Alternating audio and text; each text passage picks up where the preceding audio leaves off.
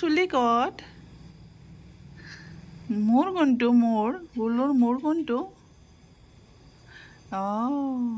চকু ক'ত চকু কাণ ক'ত গুলুৰ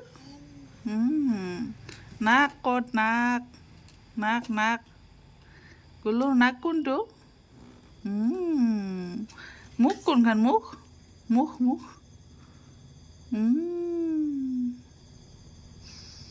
আৰু জিভা ক'ত জিভা দাঁত হাত ক'ত হাত গুলুৰ হাত ক'ত হাত কোনখন হাত কোন দুখন ভালকৈ দেখুওৱা পেট ক'ত পেট ভৰি আৰু গল ক'ত ডিঙি এইটো পিঠি ক'ত হৈছে নমস্কাৰ দিয়া এইবাৰ